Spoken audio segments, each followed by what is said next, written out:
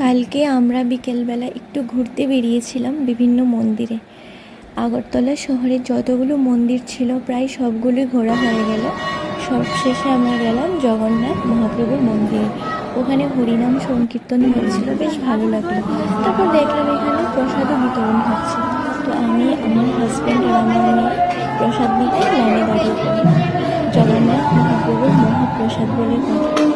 জানি না প্রসাদটা কিসের ছিল, কিন্তু খুব সুস্বাদু ছিল। বাবা এর মাঝখানে একটু টিপ দউছে ভিডিওটা মাঝখানে একদম ফটোটার মাঝখানে এখানে গ্রহণ করলাম। ক্লিয়ার আইবো তো এবার এটা অফ করে দাও ভিডিওটা। করলাম, রাস্তায় একটু হাঁটছিলাম, তারপর দেখলাম পিৎজা হাট। আমার মেয়ে বলল পিৎজা খাবে, আমারও ইচ্ছে হচ্ছিল। তারপর চলে গেলাম পিৎজা খেতে। এখানে আমরা 3টা গুয়াভা কোল্ড ড্রিঙ্কস আর কিছু ফ্রাইস অর্ডার করেছিলাম স্টার্টারে। দেন পিৎজা